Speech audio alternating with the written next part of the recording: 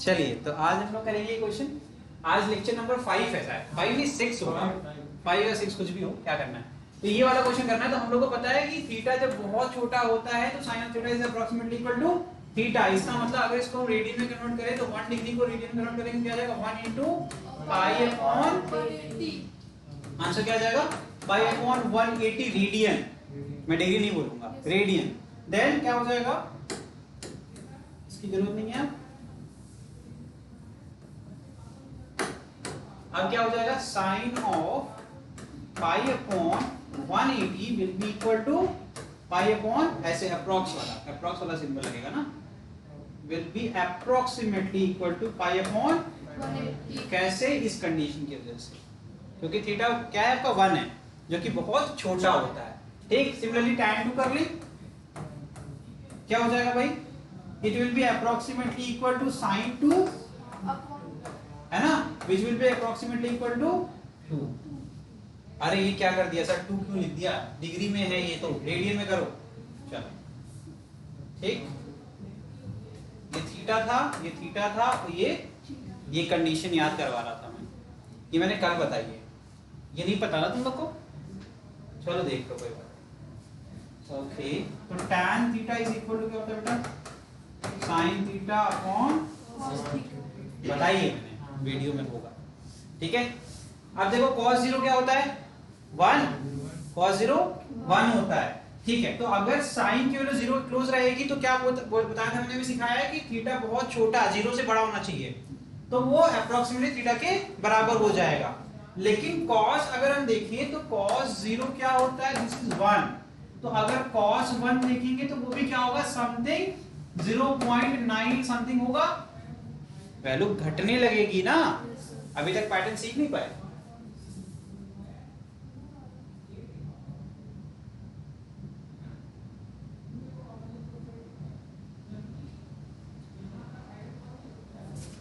Table निकल गया क्या, दिखा नहीं मुझे, ये चाहिए था।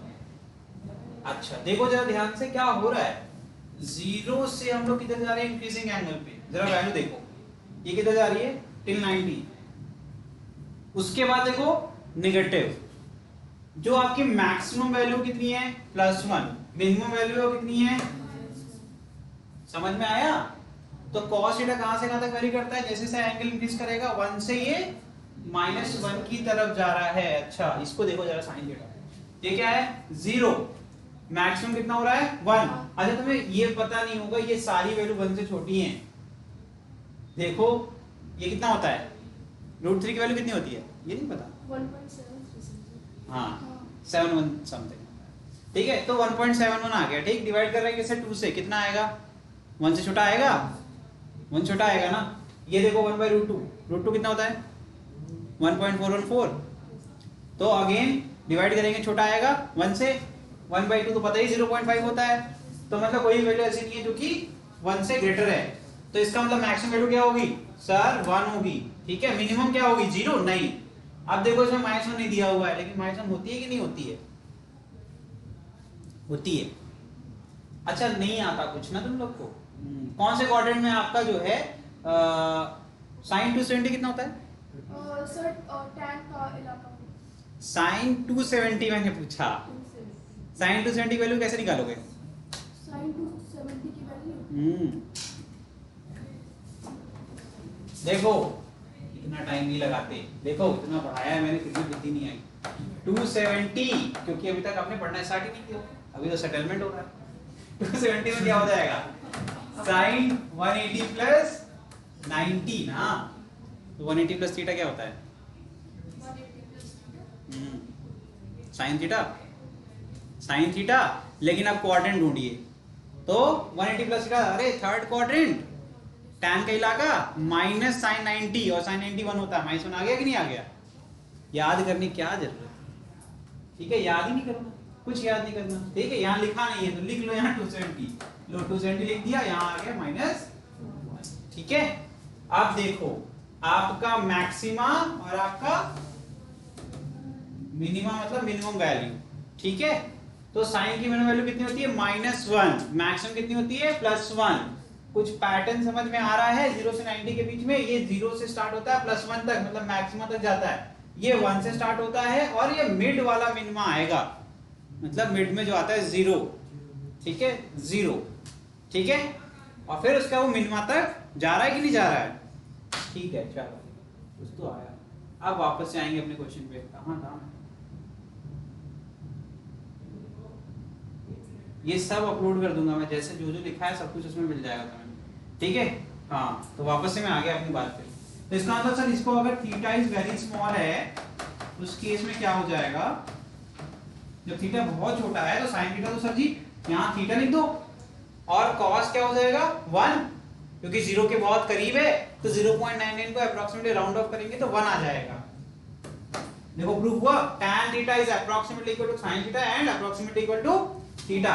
सेम मैंने यहाँ फॉर्मूले के फॉर्म में लिखा है कि नहीं लिखा है?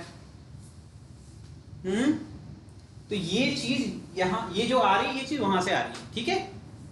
रटने की कोई जरूरत नहीं है, रटना मतलब पाप करना। 2 डिग्री को रेडियन में 2 इंटू पाई अपॉन कितना आएगा?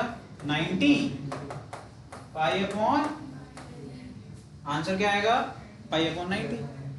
यही तो करना है ना, कि फिर से करें? तेरे को कुछ आ रहा है कि नहीं? अरे भाई ऐसे बैठा है एकदम सामने ही, क्या हो जाएगा? ये अप्रॉक्स वाला फॉर्मूला लग जाएगा, फिर ये आ जाएगा पाई अपॉन, ये आंसर है। नेक्स्ट लास्ट वाला करके दिखाओ फटाफट। cos 1 कुछ बताना है कि सीधे 1 लिखोगे? कुछ बताना है कि सीधे 1 लिखोगे? हाँ 1 ही लिखोगे, 1 डिग्री तो है, 0 के एकदम क्लोज है, तो approximately sir it will be equal to 1। इसमें इक्वल टू नहीं लगाते, हमेशा ऐसे लगाते हैं, है ना, ये अप्रोक्स का सिंबल होता है, ठीक है। मैंने ये नहीं बोला कि ये 1 के बराबर है, ये 0.9 समथिंग होगा। कैलकुलेटर तो तुम बहुत यूज करते हो, कहाँ है तुम्हारा कैलकुलेटर? दे दिया पापा को कि वापस ले लिया? पापा के पास ही है। हाँ ठीक है, जब तक उनके पास रहेगा कुछ आ जाएगा तुमको। चलो वापस से एक सवाल मैंने पूछा था, ये सही है गलत है? अभी तो बताया यार मैंने, पूरा टेबल वेबल बताया था। थोड़ी सी बुद्धि लगाओ। इनइक्वालिटी का मतलब क्या होता है? ग्रेटर देन और लेस देन वाली बात हो गई। तो स्टार्ट कहाँ से होगा? मिनिमम वैल्यू से मैक्सिमम वैल्यू तक जाएगा। तो क्या ये सही बना है? नहीं बना है सही। हम कितनी बार बताए, हमने हमेशा बोला है कि मैं हमेशा सही नहीं पढ़ाऊंगा, क्योंकि आपको भी तो देखना है कितना आता है। तो अगर पढ़ रहे होगे क्लास में साथ साथ में तो कह दोगे सर गलत है, और नहीं पढ़ रहे होगे तो फिर कहोगे सर जी सही है, सब सही है, जो कर रहे हो सब सही है, परफेक्ट पढ़ा रहे हैं, ठीक है। ये होगा। अभी मैंने टेबल में आपको सिखाया था, मिनिमम वैल्यू -1 होती है और मैक्सिमम, और ये वैल्यूज कब कब आती है? This is nothing but sin 270 और ये क्या है? sin 90। लेकिन ये कब ऐसा होगा? जब सर आप सिर्फ सिंगल रिवॉल्यूशन ले रहे हो, मतलब 0 से 360 तक ही जाओगे, उसके बियॉन्ड नहीं जाओगे, क्योंकि ये वैल्यूज रिपीट करेंगी। जब मैं वापस से, मैंने सिखाया ऐसे जाओगे, फिर वापस से यहाँ पहुंच गए, मान लो यहाँ पहुंच गए, तो क्या वापस से वैल्यू सेम नहीं मिलेगी? सेम वैल्यू मिलेगी, लेकिन एंगल वही है। तो यहाँ पर कहाँ से? 0 से 360, 0 से 2 पाई के बीच में थीटा है, तो मैं ऐसे लिख सकता हूँ, theta is greater than equal to 0 less than equal to, बेटा इसको क्या कहते हैं पता है? This is called as domain, अंग्रेजी में इसको डोमेन कहते हैं। ये डोमेन क्या चीज है? जितनी भी वैल्यू थीटा की आप पुट कर सकते हैं, जब उसको डिफाइन कर दोगे तो उसे कहते हैं डोमेन। क्या आप थीटा की कौन कौन सी वैल्यू चूज कर सकते हैं? तो ये सिर्फ तब के लिए जब आप ये डिफाइन कर रहे हो। चलो ये एक्स्ट्रा नॉलेज हो जाएगी, तुम्हारे ऊपर से आ रहा है, हटा दो, जरूरत नहीं है, ये मैथ वालों के लिए होता है, ठीक है। चलो इतना ही काफी, इतना याद कर लोगे कि नहीं? अब ये बताओ, ये सही है, ये भी गलत है। सारी इनइक्वालिटी उल्टी डाली थी मैंने जानबूझ के, है ना। प्लस पहले आता है कि माइनस, आज कॉमन सेंस वाला अगर बच्चा होता तो कहते सर प्लस पहले कैसे आ गया, है ना, और माइनस बाद में कैसे आ रहा है, तो ये वही समझ जाते तुम कि ये गलती क्या है, ठीक है। तो इसको भी वापस सही कर लो। ये भी कहाँ जाएगा? cos theta will be greater than equal to -1 and less than equal to, ठीक है। अच्छा ये सिंबल तो पता है ना, कि ये भी नहीं पता? हाँ चलो, ये बताओ ये सही है, ये भी गलत है। और इसमें क्या हो जाएगा, tan theta will be greater than minus infinity. Equal to नहीं लग सकता, इन्फिनिटी किसी को नहीं पता कहाँ है, तो इक्वल टू तो लगा नहीं सकते कभी। तुम्हें पता है क्या कहाँ जाके नंबर्स खत्म हो रहे हैं, नहीं ना, तो हम कभी इक्वल टू नहीं लगा सकते। माइनस निगेटिव इन्फिनिटी भी होता है और पॉजिटिव इन्फिनिटी भी होता है। जब हम पॉजिटिव नंबर को गिनते जाए और खत्म ना करें तो पॉजिटिव इन्फिनिटी जाएगा, और जब निगेटिव उल्टा चल रहे हैं जीरो के, क्या होता है, नंबर लाइन याद है, बचपन में पढ़ा होगा, है ना, इस पे वॉक करते हैं, जब हम लोग इधर से जाते हैं राइट साइड तो हमें क्या मिलते हैं, पॉजिटिव, और इधर नेगेटिव, बस यहाँ क्या होता है, माइनस इन्फिनिटी, और इधर क्या होता है, बस वही बात है। ठीक है, इन्फिनिटी वाली वैल्यू याद है, कौन से एंगल पे होता है इन्फिनिटी, बताओ कौन से एंगल पे, शिवांश ना, हाँ याद कर रहे हैं तुम्हारा नाम, शिवांश, बताओ भैया कुछ याद है। सर 180 नहीं, जो ये बोलेगा हम लोग यहाँ प्रूफ करेंगे, ठीक है, बोल भाई तू कुछ भी बोल, देखते हैं क्या बोलते हो। देखो ये नीचे वाली लाइन लिखी है जो मैं कब से बता रहा था, इसको रीड करो तब तक बाकी लोग। हाँ तुम बोलो भैया, एंगल है कोई ऐसा जिसपे इंफिनिटी आता है, जल्दी बताओ, टाइम वेस्ट मत करो। निहारिका आपको समझ में आ रहा है? अरे भाई थोड़ी बुद्धि तो लगा ले, जहां पे सुन 1/0 क्या होगा, इंफिनिटी, ठीक, और tan थीटा क्या होता है, tan थीटा क्या होता है, फॉर्मूला कुछ याद है, सोचते रहो तब तक हम ये ऐड कर रहे हैं। हाँ भाई, tan थीटा होता है sin थीटा अपॉन, कुछ नहीं आता है तो सर जब cos थीटा 0 हो जाएगा वही वो वैल्यू होगी जहां पर ये इंफिनिटी होगा। cos थीटा 0 कब होता है यार, 90 पे, और sin 90 क्या होता है 1, और cos 90 क्या होता है 0, तो 1/0 will be equal to infinity. ठीक है, ठीक, माइनस इन्फिनिटी कब आएगा, माइनस इन्फिनिटी का क्या राज इसमें है बताओ। अगर मुझे माइनस इन्फिनिटी चाहिए तो मैं क्या करूँ, थीटा का क्या करूँ, 180 पे कैसे, साइन 180 क्या होता है, तो न्यूमरेटर 0 हो जाएगा तो पूरी वैल्यू 0 हो जाएगी। हमें क्या चाहिए, हमें डिनोमिनेटर को 0 रखना है लेकिन पूरी वैल्यू निगेटिव हो जाए, अभी जस्ट पढ़ाया है।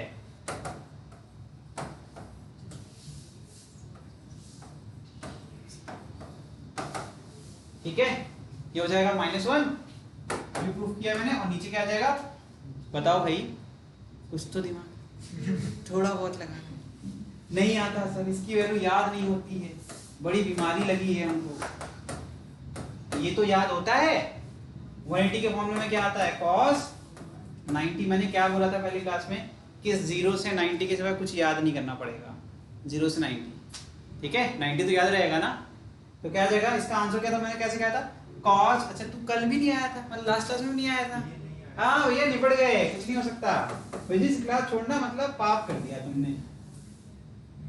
ये 0 होगा, ये 0 होगा, -0 क्या होता है, 0 ही होगा।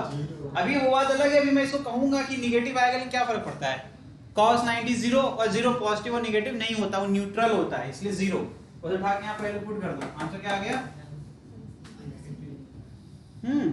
क्लियर है।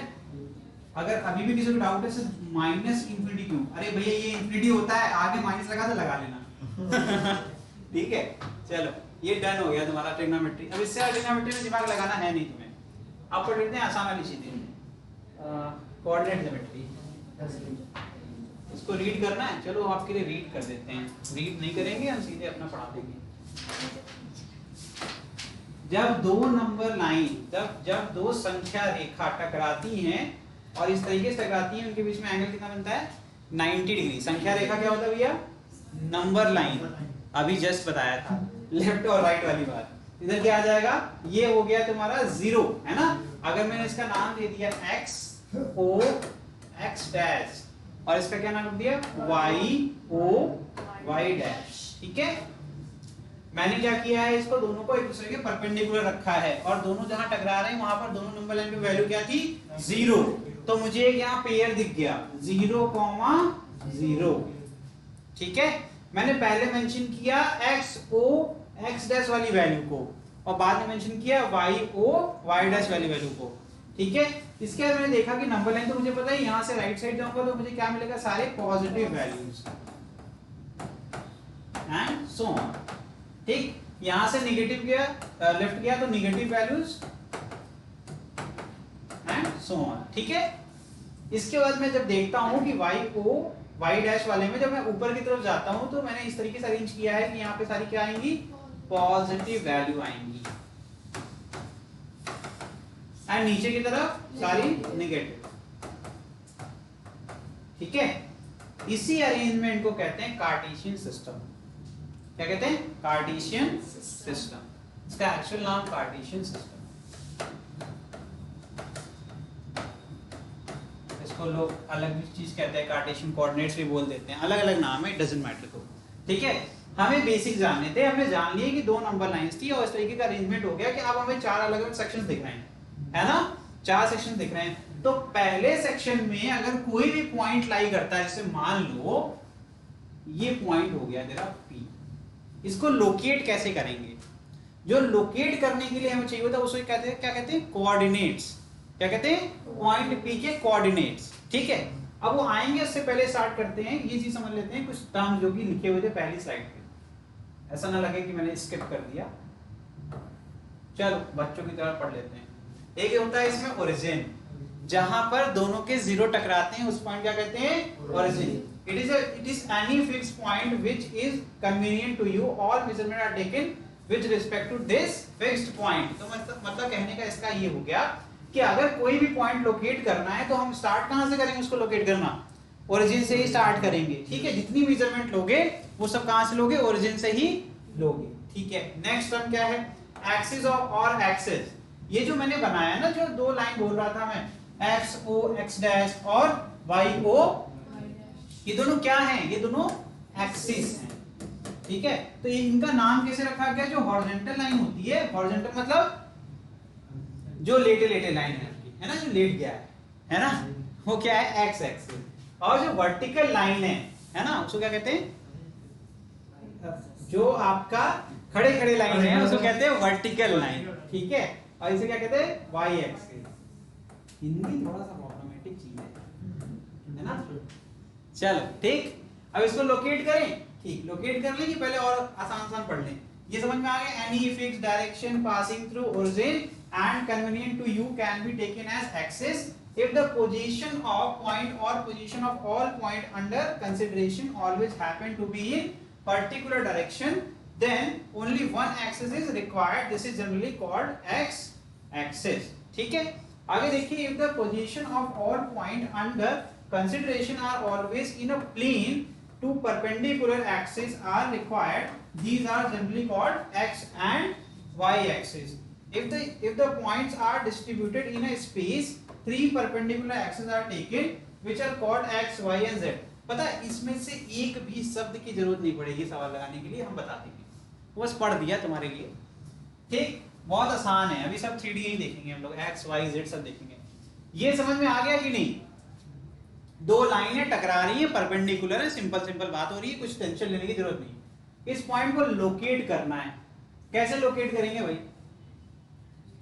देखो मुझे पता है आपको सब आता है, फिर भी कहानी की तरह सुन लीजिए। ठीक है, क्या करते हैं, सबसे पहले हमें अगर यहाँ जाना है तो हम क्या करेंगे, जैसे इसके नीचे जाना है तो हम इसकी शैडो देखेंगे, है ना। अगर ऊपर सन है, सन सही बन रहा है ना, ड्राइंग मेरी बहुत अच्छी है, बता दे रहे हैं पहले से, बहुत ज्यादा सुंदर ड्राइंग करते हैं, है ना, ये टैलेंट है, आप लोग को जो है नहीं सीखना है। तो इसकी शैडो जहां पड़ेगी, इससे क्या मिल जाएगा, हम अगर इसके नीचे आके खड़े हो जाएं तो बस हमें उसके पास जाने के लिए क्या करना होगा, परपेंडिकुलर जाना होगा। तो सबसे पहले हम इसकी परछाई ढूंढते हैं एक्स एक्सिस पे। ठीक, फिर क्या करेंगे हम, ये कहां भाग गया, कहीं भाग जाता है, आ गया, इधर आ गया। तो देखो फिर अब क्या करेंगे, हम ओरिजिन से स्टार्ट करेंगे। मैंने अभी जैसा कि बताया था कि हम हमेशा ओरिजिन से स्टार्ट करते हैं अगर लोकेट करना है। तो हम कहां पहुंच जाएंगे, मान लेते हैं पॉइंट ए पर पहुंच गए।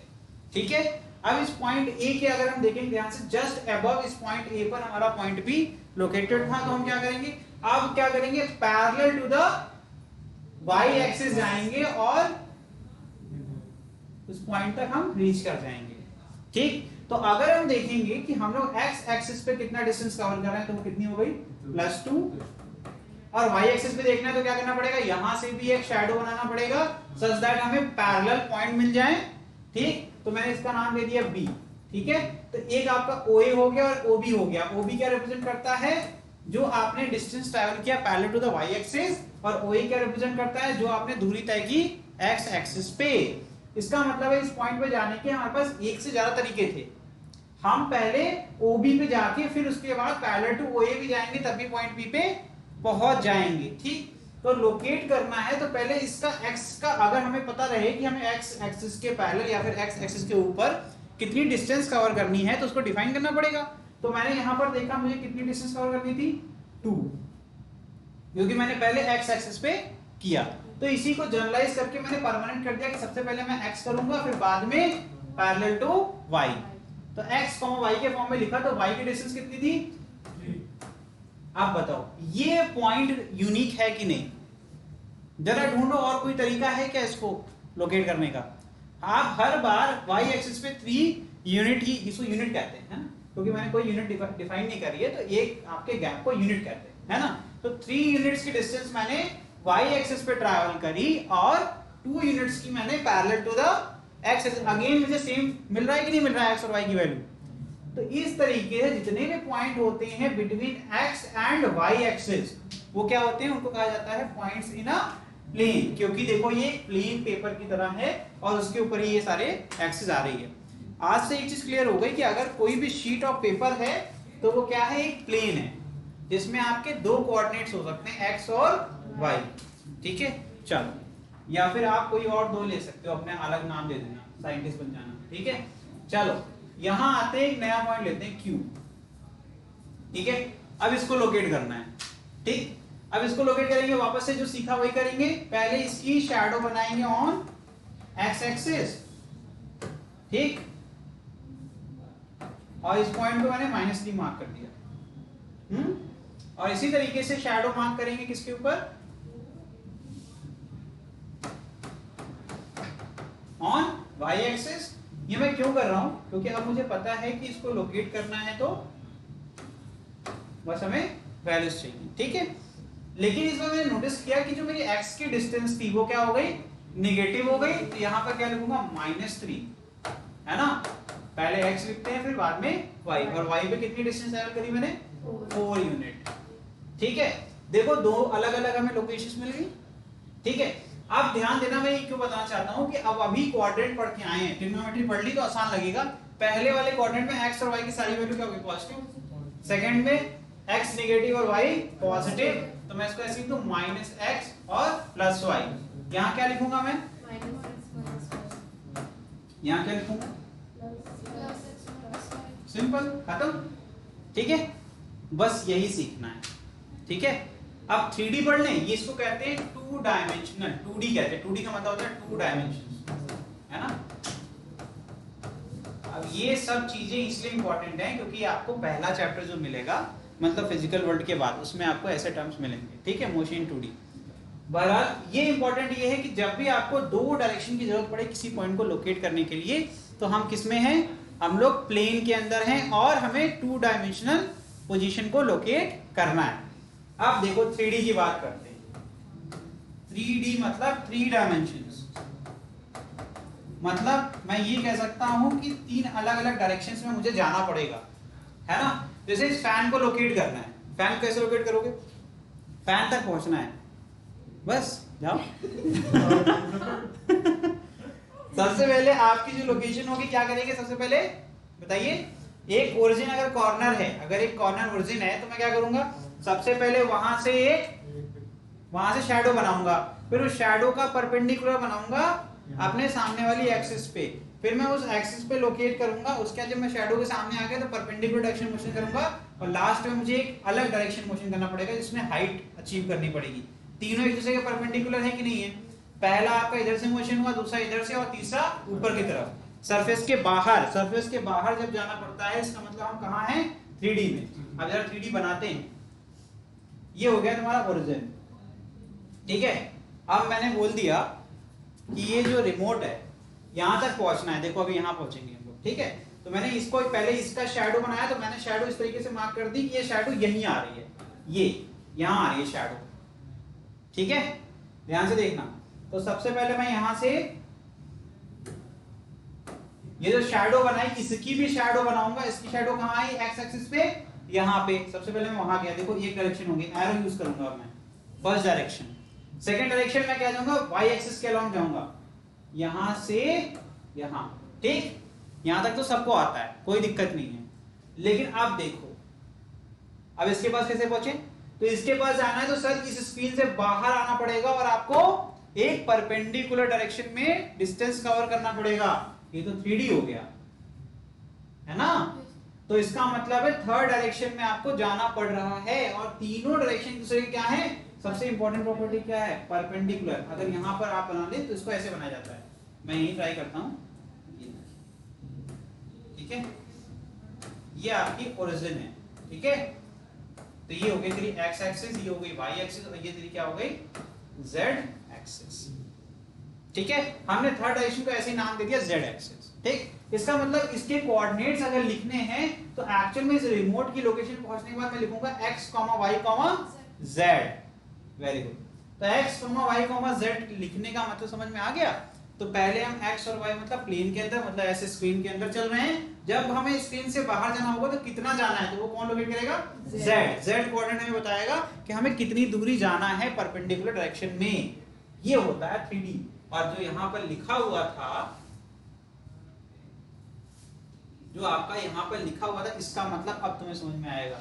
ये जो यहां पर लिखा हुआ था ना, ये, ठीक है। ये वही बात कर रहे थे कि देखो लास्ट में पढ़ लेते हैं, यहां these are generally x and y axis आपके प्लेन के लिए। अगर लिखा है if the points are distributed in a space, space मतलब जहां है ये पंखा, कहां है? स्पेस में, ठीक है। 3 परपेंडिकुलर एक्सिस, तीनों एक्सिस क्या है? दूसरे के परपेंडिकुलर हैं, और are taking which are called as X, Y and Z axis, ठीक है। चलिए ये क्वेश्चन करो। ये क्वेश्चन अगर हम करना चाहें, इसके ऊपर कोई क्वेश्चन बनाते हैं, तो अगर मैंने बोल दिया एक पॉइंट P है, ठीक है, जो है 2,3, ठीक है। ये क्वेश्चन मैं फ्रेम कर रहा हूं आपके सामने, और एक आपका Q है जो है आपका -5,3, हाँ ठीक है, इट कैन बी डन। चलिए अब इन दोनों के बीच की डिस्टेंस निकालनी है। कैसे निकालोगे? डिस्टेंस फॉर्मूला पढ़ा तो है थोड़ा बहुत, इसको हम और कॉम्प्लिकेट करते हैं। कॉम्प्लिकेट क्या ही कर लोगे, इसमें है ही नहीं इसमें कुछ, लेकिन अब क्या करें, सिलेबस का पार्ट है तो पढ़ाना तो पड़ेगा। सबसे पहले पॉइंट्स को लोकेट कर देता हूँ, ठीक है। पहला क्या लिया था मैंने? P पॉइंट, ये तेरा 2,3, ये हो गया मेरा 3, ये हो गया मेरा 2, ये हो गया मेरा 1, ठीक है। और नेक्स्ट क्या लिया था मैंने? -5 ना। चलो अब इसको चेंज करके मैं लिखने जा रहा हूँ -4, ये है तुम्हारा 2 पॉइंट, ये हो गया तुम्हारा -4, -3, -2, -1, ठीक है। क्वेश्चन बन गया। अब इनके बीच में डिस्टेंस निकालनी है, तो उसके लिए फॉर्मूला है डिस्टेंस फॉर्मूला। बहुत सिंपल फॉर्मूला होता है। क्या करना है भाई? 2 पॉइंट हैं x1, y1 और x2, y2। तो डिस्टेंस निकालना है तो क्या करना पड़ेगा? x1 - x2 का होल स्क्वायर प्लस ये एक्चुअल में इसे रूट लगा हुआ है, ठीक है, प्लस y2 - y1 का होल स्क्वायर, ठीक है। करके दिखाओ फटाफट। यहां पर भी रूट होगा, जल्दी से आंसर बताओ।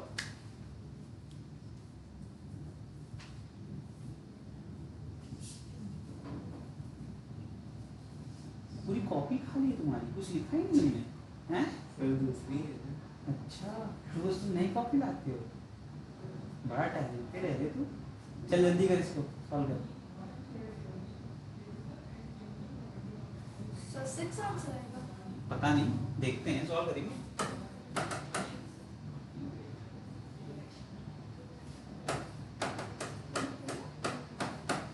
हाँ सर 6 आएगा।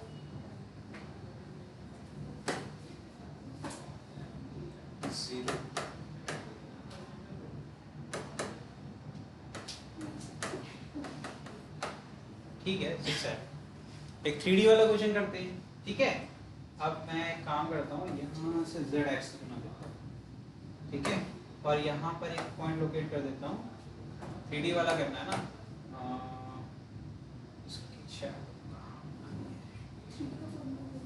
ये लिखा है, कुछ करना नहीं होता इसमें, ठीक है।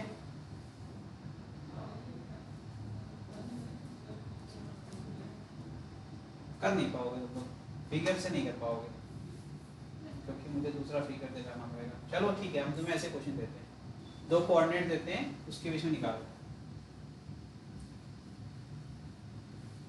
इसमें और कुछ है भी नहीं खास, वैसे डिस्टेंस फॉर्मूले में डायरेक्टली वैल्यू पुट करनी होती है। चलिए 2 कोऑर्डिनेट आपके बीच पास है, ये वो हो गया 2, 3, -1 एंड दूसरा कोऑर्डिनेट है आपका 5, 4, -4, -1, ठीक है। करो, तुम्हें d निकालना है। d का फॉर्मूला बहुत सिंपल है, कुछ नहीं करना है आपको, x2 - x1 का होल स्क्वायर फिर प्लस y2 - y1 का whole square plus z2 - z1 का होल स्क्वायर, इतना ही करना है।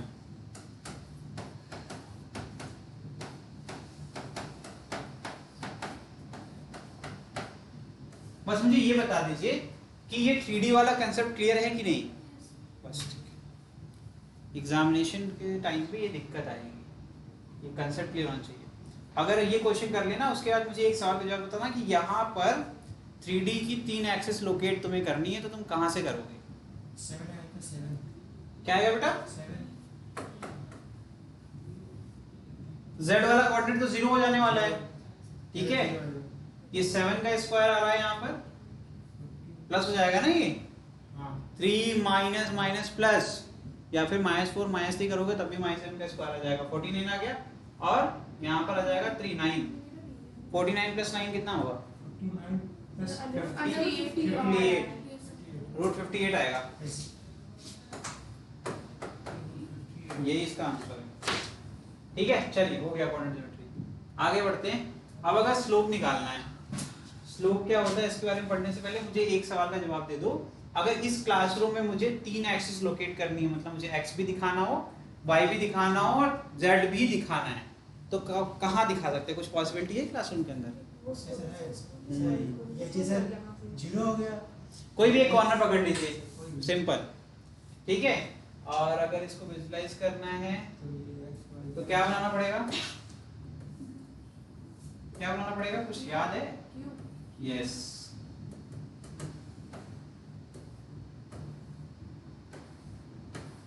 क्यूब बनाना पड़ेगा, और फिर क्यूब का कोई भी कॉर्नर देख लो तुम्हें, ठीक है।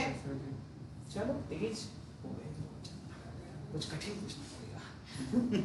चलिए ठीक है, तो slope of line joining 2 points A and B, A और B कोई पॉइंट ले लो आप। ये देखो आपने प्लेन पढ़ लिया बहुत अच्छे से, तो आपको A भी समझ में आ रहा होगा, B भी समझ में आ रहा होगा, ठीक है। इनके बीच की डिस्टेंस को ही हमने ये ज्वाइन करके दिखा दिया, d डिस्टेंस होगी, अभी सीखा डिस्टेंस फॉर्मूला, ठीक है। तो वो x एक्सिस से कुछ एंगल बनाएगी, ठीक है। इसको हम रीड्रॉ कर दें क्या? जैसे मान लो ये AB है, ठीक है, this is your B, this is your A, तेरा हो गया x1, y1, ये क्या हो गया x2, सिंपल है। अब मैं कह रहा हूं कि मैंने x एक्सिस को ऊपर ले गया उठा के, मतलब एक पैरेलल लाइन ड्रॉ कर दूं, तो मुझे क्या मिल जाएगा? एक एंगल मिल जाएगा। कि अगर इस लाइन को उठा के नीचे लाइन तो जो एंगल बनेगा वो एंगल पता चल गया, तो मैं कह सकता हूं दिस थीटा इज एक्चुअली, जो ये लाइन है AB, ये जो एंगल बना रही है with the x axis, x axis का जो एंगल बन रहा है वही है ये। इसको निकालने के 2 तरीके हैं, इसको एक्सटेंड कर दो पीछे की तरफ, तब भी एंगल मिल जाएगा। नहीं आ रहा, समझ रहे हैं? दिख रहा है ऐसे। अगर कोई लाइन है, ठीक है, ये एक प्रॉपर्टी होती है, क्लास 9 में पढ़ा था लाइंस एंड एंगल के अंदर, है ना। 2 पैरेलल लाइन है, उसको तीसरी लाइन कट करती है तो करेस्पॉन्डिंग एंगल इक्वल होते हैं, तो ये करेस्पॉन्डिंग एंगल ही तो है मेरी माँ, है ना। तो ये जो एंगल यहाँ है वही है, इसके पीछे ले आओ, यही एंगल बनेगा ना। ये वाली लाइन और ये वाली लाइन दोनों पैरेलल हैं। ये क्या है? ट्रांसवर्स रे है। ट्रांसवर्स रे नहीं दिखा, अभी भी नहीं दिखा। चलो ठीक है, चलो अच्छा हुआ है नहीं बता पाए, नहीं तो फिर यही होता कि बहुत तेज हो गए हैं। चलिए ठीक है, कोई बात नहीं, यही सेम चीज यहाँ बनाया हुआ है, ठीक है। तो कभी भी अगर हमें स्लोप निकालना, स्लोप का मतलब क्या होता है हिंदी में क्या कहते हैं, ढाल, है ना, ढलान। तो ये ढलान है ना, तो ये ढलान कितनी है अगर ये निकालना है, इसको एक टर्म से डिफाइन किया गया, स्मॉल एम, डिनोट कर दिया इसको स्मॉल एम से। इसका फॉर्मूला क्या बनाया गया कि कुछ मत करो, जो y के एक्सिस, y के कोऑर्डिनेट में जो चेंज आया कैसे निकालेंगे, y2 माइनस y1, y के कोऑर्डिनेट में जो चेंज आया, y की वैल्यू में जो चेंज आया a से b के बीच में कैसे निकालोगे, यहाँ y1 है वहाँ y2, तो y2 माइनस y1, इसका रेशियो निकाल दो x के कोऑर्डिनेट में जो चेंज आया, x2 माइनस x1, ये आपको क्या दे देगा, स्लोप दे देगा। एक और फॉर्मूला बनाया गया इसके ऊपर कि आप एक काम करिए, टेंजेंट ऑफ एंगल थीटा निकाल लीजिए। थीटा वो एंगल होगा जो ये जो लाइन है विद द एक्स एक्सिस जो बना रही है, तो आपको क्या मिल जाएगा, स्लोप। ये दोनों चीज एक ही वैल्यू को रिप्रेजेंट करते हैं, ठीक है।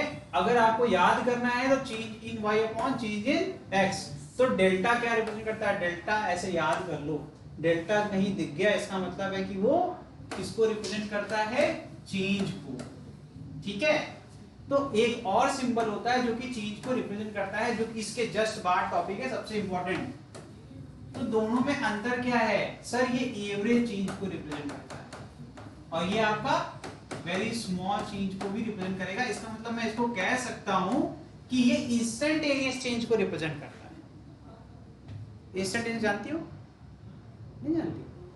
अच्छा इंस्टेंटेनियस, अच्छा ये बताओ, एक आया था इंस्टेंट नूडल, है ना, एक आया था, उसका क्या मतलब होता था, तुरंत बन जाता था। तो इंस्टेंटेनियस का मतलब क्या होगा, अरे कुछ तुरंत जो चीज हो रही है रियल टाइम में, उसे कहते हैं इंस्टेंटेनियस, ठीक है। सडन जो चेंज आएगा आपको पता चल जाएगा, 1 सेकंड के अंदर जो चेंज आया, ठीक। और ये 1 घंटे के अंदर जो चेंज आया, आधे घंटे में जो चेंज आया, ठीक है, जो मतलब सिग्निफिकेंट अमाउंट ऑफ चेंज हो रहा है वो एवरेज में चला गया। जो इंस्टेंटेनियस हो रहा है मतलब कि रियल टाइम में हो रहा है, हम लोग बात कर रहे हैं इस समय जो चेंज आ रहा होगा, है ना, ठीक है। तो इसी कहते हैं, जैसे अभी मैं तुम्हें इतना चीख चीख के पढ़ा रहा हूँ तो मेरी एनर्जी भी डाउन हो रही है ना, तो रियल टाइम में जो एनर्जी डाउन हो रही है तो मैं क्या करूंगा, जैसे पानी उठाऊंगा और इसको तो क्या होगा, वापस से रिचार्ज हो गया, ठीक है। ये theta is the angle made by line, यहाँ पे देखिए पॉजिटिव एक्स एक्सिस से जो एंगल बना है। स्लोप क्या होता है, slope of line is a quantitative measure of inclination, ठीक है। ये मैथमेटिकल डेफिनेशन हो गई। इंक्लिनेशन मतलब क्या होता है, नहीं पढ़ा, अरे एक चैप्टर पढ़ा होगा यार, हाइट एंड डिस्टेंस, उसमें नहीं पढ़ा क्या यार ये सब सच में बड़े बदमाश है। अरे एनसीईआरटी में है, लिखा हुआ है एंगल ऑफ डिक्लिनेशन और इंक्लिनेशन, ओके नहीं पढ़ा, कुछ नहीं पढ़ा। उसमें कहते थे कि एक बच्चा खड़ा रहता है, टावर को देखता है, टावर के जो टॉप के साथ जो, अरे वो कोई बात नहीं, एक ही चीज है, वो ऊपर से बनता है, मैं नीचे से बता रहा हूँ, मैं नीचे से जो बनता है वो इंक्लिनेशन होता है, जो आंखों से एंगल बनता है। अरे वो जो तुम कह रहे हो सही कह रही हो, क्या कहते हैं, डेविएशन कहते हैं। डेविएशन जो होता है मेरी माँ, ये देखो ये तेरी बिल्डिंग है, डिप्रेशन जो भी कह रही है, हम डिक्लिनेशन बोलते हैं, बात एक ही है, ये वाला एंगल बता रही है डिप्रेशन, डिप्रेशन डेविएशन जो भी, मैं डिक्लिनेशन बोलता हूँ वो भी सही है। ऊपर वाली की बात नहीं कर रहा हूँ मैं, नीचे वाली की बात कर रहा हूँ, जो तुम्हारी आंखों में बनता है एंगल विद द टॉप, उसमें लिखा हुआ है, बुक में जाके पढ़ लेना। तो ये वाली बात हो रही है, यहाँ पर देखो इंक्लिनेशन एंगल बन रहा है, ये यहाँ पे बन रहा है, तुम्हारा जो है तुम ऊपर वाला बता रही हो ये। अब मैं बोलूँ ये अल्टरनेट इंटीरियर एंगल है यार, इतनी बुद्धि क्यों लगानी, दो पैरेलल लाइन है ऊपर और नीचे, ये ऐसे कट गई, ये देखो ये अल्टरनेट इंटीरियर एंगल है ना। चीजों को सरल रखना है, जितना आसान रखोगे उतना कंफ्यूजन नहीं होगा।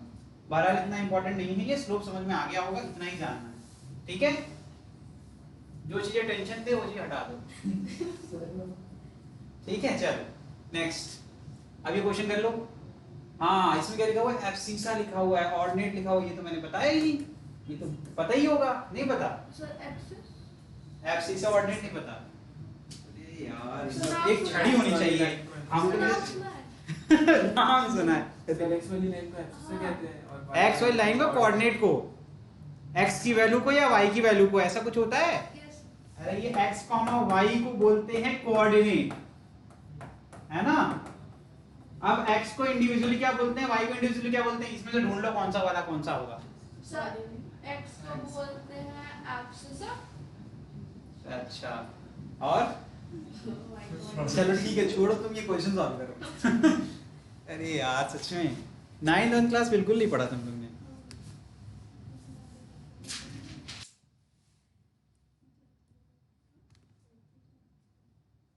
निहारिका कह रही है कि हम तो कुछ बोलेंगे नहीं तो निपटा देंगे सर।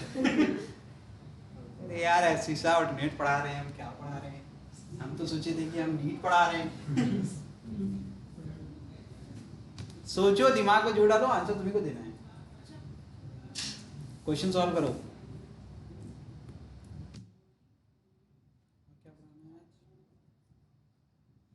इसका डिफरेंशिएशन पढ़ेंगे हम लोग। डिफरेंशिएशन क्या होता है तुम्हारे सबसे ज्यादा इंपॉर्टेंट है, लेकिन तुम्हारी तो नोट्स ही नहीं बन रही यार। इसमें से कुछ पेन भी चला लो, कुछ भी ऐसा नहीं लगा जो तुम्हें लिखना चाहिए। क्या लिखा है, कहाँ लिखा है?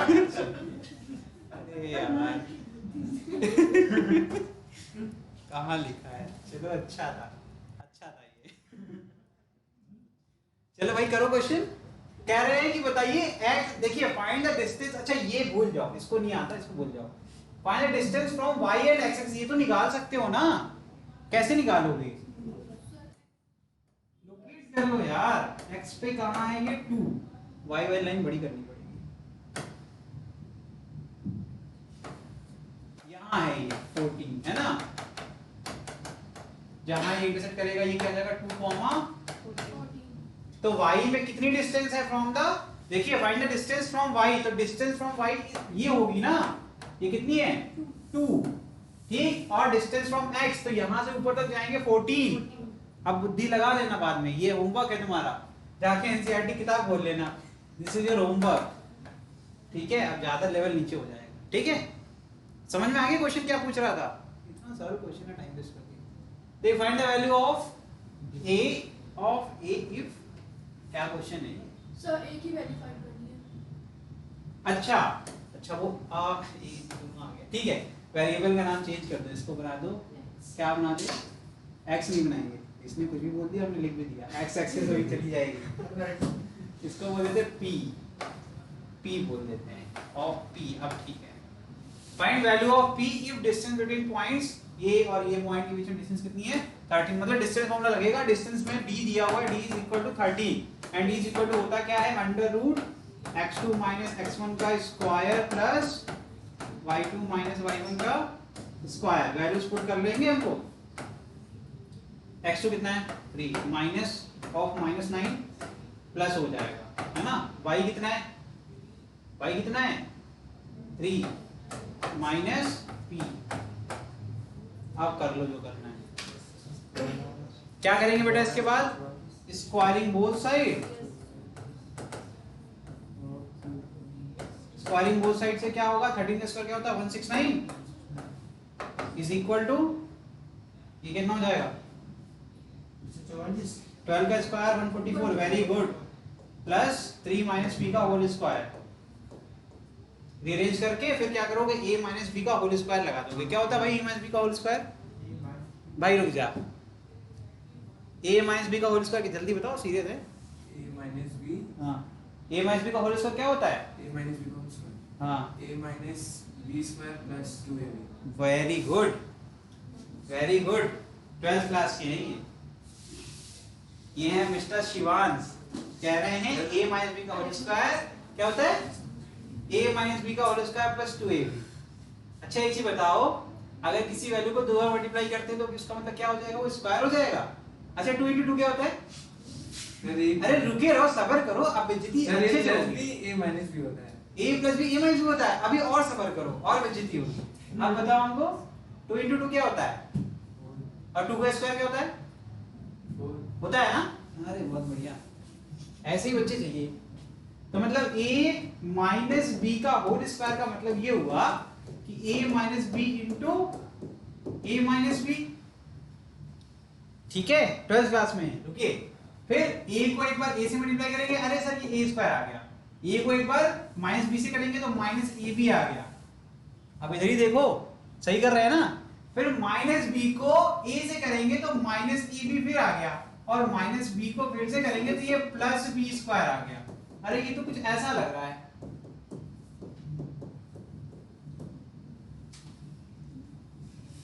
क्या बड़े भाई, ये तो तब पढ़ लिया था जब पढ़ाई भी नहीं समझने लगते। चलो इसका आंसर बताओ क्या है। -2 सॉल्व करना नहीं पड़ेगा हमको, हम देख लेंगे, ऐसे ही चीटिंग कर लेंगे।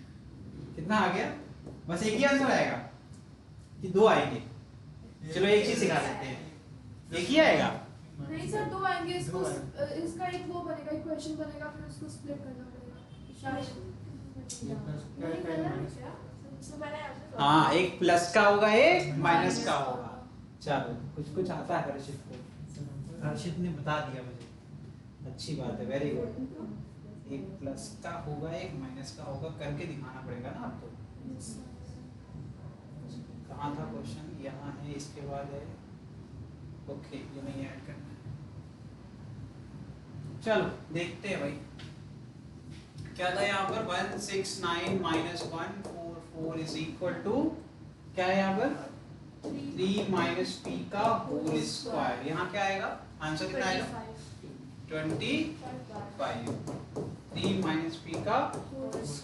अब एक चीज बताएं, इसको मैं क्या लिख सकता हूँ, 5 का स्क्वायर।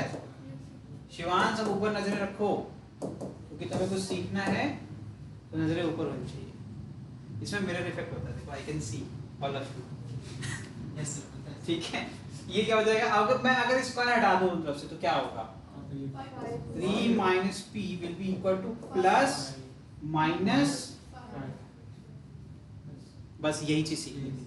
मतलब स्क्वायर हटता है तो एक चीज क्लियर हो गई। ऐसे मैं सिखाता हूँ कि 2 का स्क्वायर क्या होता है, +4। 2 का स्क्वायर क्या होता है, +4, और -2 का स्क्वायर भी क्या होता है, ठीक है। इसका मतलब है माइनस वाली वैल्यू का स्क्वायर करेंगे तब भी सेम आंसर आएगा। इसका मतलब है यहाँ पर भी ऐसी चीजें हो सकती हैं। इसका मतलब है p, देखो इधर भेज दिया +p हो गया, इसको इधर भेज दिया प्लस वाला है तो थोड़ा और लंबा कर देते हैं ताकि किसी को दिक्कत ना हो, ठीक है। 3 minus P is equal to +5, equation number 1। 3 minus P is equal to -5, equation number 2। एक बार इसको रीअरेंज करते हैं इस तरीके से, और यहाँ पर भी रीअरेंज करते हैं इस तरीके से। क्या आ जाएगा, 3 minus 5 is equal to p, और यहाँ क्या आ जाएगा, 3 प्लस 5 इज इक्वल टू, यहाँ क्या आ गया, p इज इक्वल टू,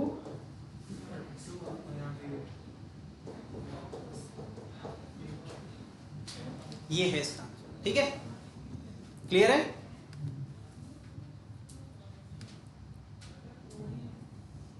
चलिए आगे बढ़े। निहारिका आपको समझ में आ रहा है ना, कुछ पूछ नहीं रही है ये लड़की, सो गई क्या। अच्छा ऑनलाइन में यही तो होता है, एक टैलेंट तो इसमें ये भी हो सकता है, क्या ही हो जाएगा। चलो ये क्वेश्चन करो, क्वेश्चन ठीक है। A dog wants to catch a cat. The dog follows the path whose equation is y minus x is equal to 0. मतलब इसका मतलब क्लियरली है कि y is equal to x, मतलब जितने भी पॉइंट होंगे वो सब जगह y की वैल्यू, मतलब इस तरीके से कुछ 1, 1, 0, 0 और -1, -1 और +2, +2 -2, -2 एंड सो ऑन। अगर इसका हम ग्राफ बनाएं तो कितना अच्छा है, देखो एक सेकंड समझ में आ गया। मुझे क्या करना है, यहाँ +1 है तो यहाँ पर भी +1, इन दोनों का क्या करेंगे, परपेंडिकुलर ड्रॉ करेंगे, जहां इंटरसेक्ट करेगा वहीं पहला पॉइंट आ जाएगा। एक पॉइंट तो मुझे पहले से पता है, ये 0, 0, -1 और -1, ये जहां पर मीट कर रहे हैं ये एक पॉइंट हो गया। फिर -2, -2, ये जहां मीट कर रहे हैं, और इस तरीके से इनफाइनाइट नंबर ऑफ पॉइंट्स बन जाएंगे। सिमिलरली यहाँ जहां पर +2 होगा, यहाँ पर +2 होगा, तो ये जहां पर मीट कर रहे हैं ये, एंड सो ऑन, यही होगा ना। अच्छा तो अब अगर हम इनको ज्वाइन करते हैं तो हमें क्या मिल जाएगा, will get a straight line जो कि -∞ से +∞ के बीच में होगा। इसको ऐसे एरो बना। अच्छा लाइन सेगमेंट और लाइन के बीच का अंतर पता है ना, क्या होता है। अच्छा लाइन और लाइन सेगमेंट में अंतर क्या होता है,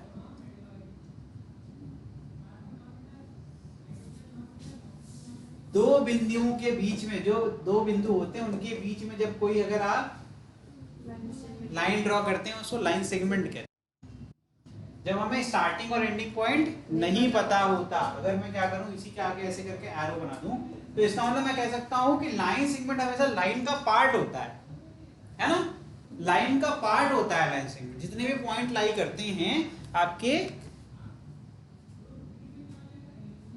अच्छा निहारिका कह रही है ये सर आ रहा है, ये वाला पूरा आ रहा है ऐसा कुछ, ठीक है।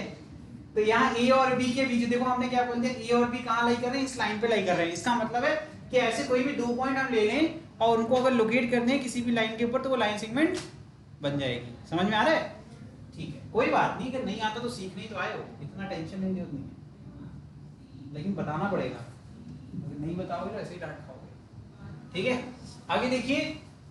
तो एक इक्वेशन तो मैंने पहले ही सिखा दिया, ये पॉइंट यहाँ तक पढ़ा और उसका तुरंत ग्राफ बना दिया मैंने। अब आगे बढ़ते हैं। The cat follows the path whose equation is x square plus y square is equal to 8। ये लिखा हुआ है, स्क्वायर लिखा हुआ, इसको करेक्ट कर लेना। ये लिखा हुआ है कहाँ, मैं यहाँ लिख देता हूँ, x square plus y square is equal to, अब लगाओ सब प्लस माइनस 2 मतलब The coordinates of possible point of catching the cat are। तो मतलब पहली बात तो ये हो गई, इसका सिंपल सोल्यूशन क्या होगा कि वो ऐसा पॉइंट होगा जो कि इस वाली लाइन पे भी होगा और इस वाली इक्वेशन को भी सेटिस्फाई करेगा। मतलब x और y की ऐसी वैल्यू होनी चाहिए जो कि यहाँ पुट करे तो भी ये सेटिस्फाई करे और यहाँ पुट करे तो भी सेटिस्फाई। क्या होगा? जीरो। सब पहला ऑप्शन होगा, अगर ऑप्शन अगर ऑप्शन, ये option C, yes option C कह रही अगर ऑप्शन होगा तो। चलो ठीक है, बताओ भैया क्या कह रही हो, क्या कह रहे हो तुम? अच्छा हम इधर हो जाएं, गलती होगी महाराज। कंडीशन समझ में आई कि नहीं आई? देखो अगर सीख लो, नहीं आता है, जिसको नहीं आता उसके लिए, जब भी किसी न्यूमेरिकल में दो इक्वेशन होते हैं, इक्वेशन नंबर 1 हो गया, इक्वेशन नंबर 2 हो गया। ये क्या कह रहे हैं, देखो यहाँ पर देखिए dog to catch a cat, तो डॉग का जो पाथ है वो ये, मतलब वो इस तरीके सीधे चल रहा होगा, है ना। ये ग्राफ क्या बता रहा है तुमको, स्ट्रेट लाइन पाथ बता रहा है कि वो स्ट्रेट लाइन चल रहा है। उसका क्या कह रहे हैं, जो कैट है उसका इक्वेशन ये है बेटा, ठीक है। इसको कन्वर्ट कर सकते हो क्या लीनियर फॉर्म में? लीनियर फॉर्म मतलब जानते हो, मैं सबसे सरल भाषा में जो बोल सकता हूं मैं उससे भी नीचे बोल रहा हूं।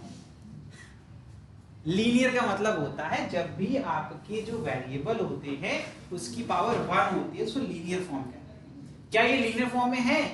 Answer is no. ठीक है, ये किस फॉर्म में है? स्क्वायर फॉर्म में है। सब फोर्थ वाला ऑप्शन सही होगा।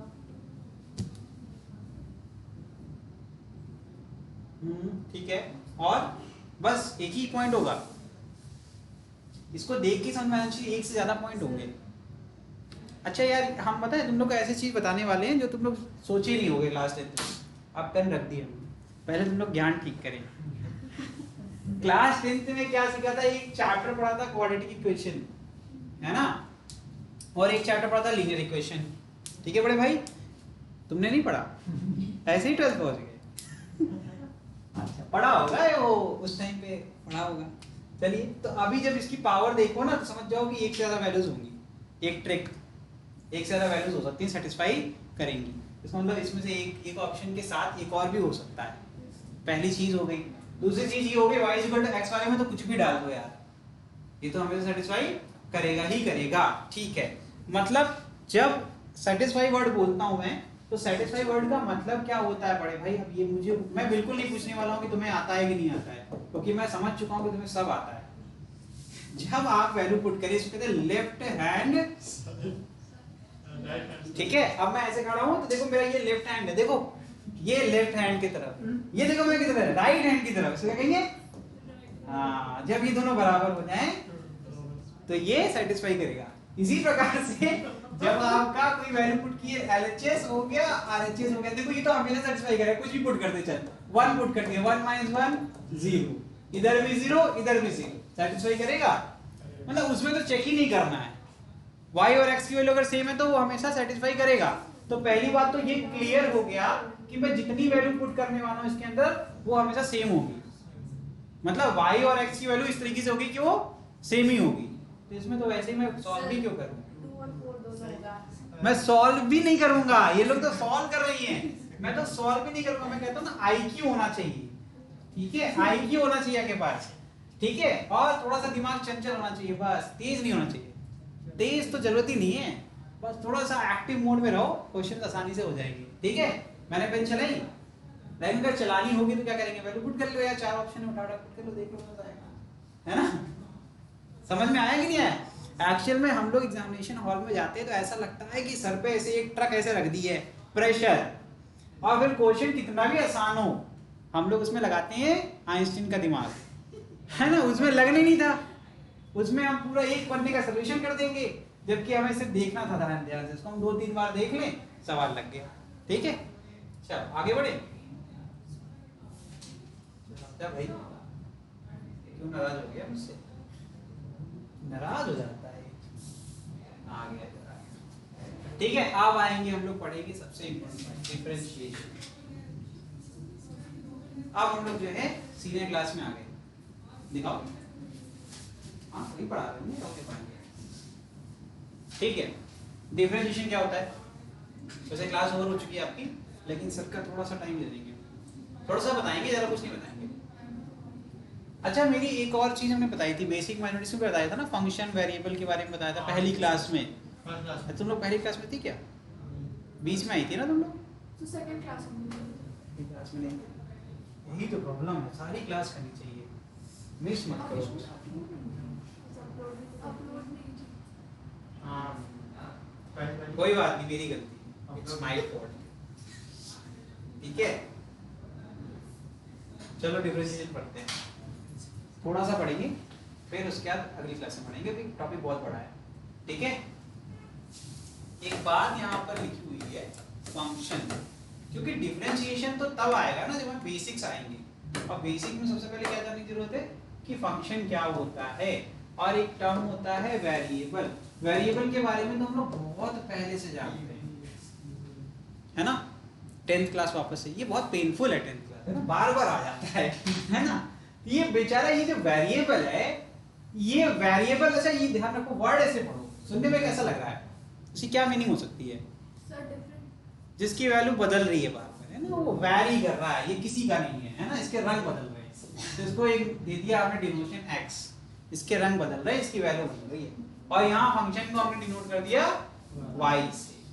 अब ये जो बेचारा y है, ये तो इसके ऊपर डिपेंडेंट है, तो अगर मैंने ऐसा कुछ लिख दिया y is equal to 2x plus 3, और मैं तुमसे पूछ रहा हूँ y की वैल्यू बताओ, तो तुम y की वैल्यू कैसे बताओगे जब तक तुम्हें x की वैल्यू पता नहीं होगी। तो तुम अपने हिसाब से क्या करोगे, क्योंकि मैंने कुछ बोला नहीं तुमको, तुमने कहा x की वैल्यू 1 पुट कर दो, ठीक है। तो सौम्या ने क्या किया, x की वैल्यू 1 पुट कर दी, क्योंकि उनकी कॉपी थी, अपनी मर्जी से कर दिया, तो y की वैल्यू क्या बता दिया 5। फिर हमने पूछा आयुषी से, तो आयुषी कह रही है कि हम तो भैया अपने हिसाब चलेंगे, ठीक है, और मेरा x जो है वो 2 है। आंसर क्या आ गया, 7,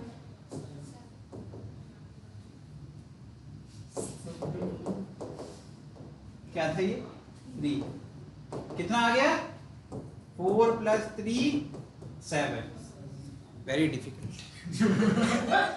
ठीक है। तो ये आ गया, मतलब लेकिन एक चीज नोटिस की हमने, ये बेचारा पिट गया बीच में, ये दोनों बहनों के बीच में कौन पिट गया, क्यों पिट गया, क्योंकि ये जो x है ये अपने मन का है, ठीक है। तो वेरिएबल क्या होता है, इंडिपेंडेंट होता है, क्या होता है, इंडिपेंडेंट होता है। अच्छा इंडिपेंडेंट होता है, इसका मतलब क्या हो गया, कि वो किसी पर डिपेंड नहीं करता, ये क्या होता है, इट इज ऑलवेज डिपेंडेंट, ठीक है। और ये डिपेंडेंट है, तो मतलब जब इंडिपेंडेंट वाला अपने मन की करेगा तो इसकी नहीं चलेगी। बहुत बढ़िया, सीख गए हो, भाषा समझ में आ रही है। जैसे कि y = 5 और y = 7, रीजन कौन था, है ना। चलो यही होता है फंक्शन और वेरिएबल, ठीक। चलो अब ध्यान से देखते हैं, हम लोग आगे बढ़ते हैं। भाग गया ये। चलो अब एक टॉपिक है डिफरेंशिएशन। सही लिख रहे हैं ना, स्पेलिंग तो सही होगी। ठीक है, इंग्लिश क्लास पढ़ना है ना, इन लोग फिजिक्स पढ़ रहे हैं। It's all about logic.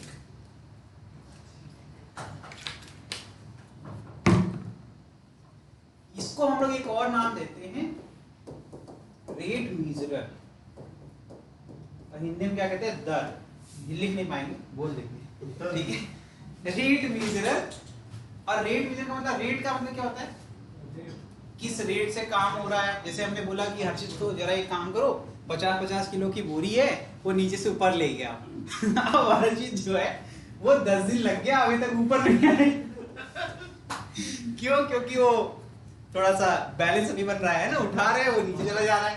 तो मतलब ये क्या रेट ही है ना, ये क्या 10 डेज का मतलब क्या बताया मैंने, कि टाइम आपको बहुत ज्यादा लग रहा है किसी भी वर्क को कंप्लीट करने में।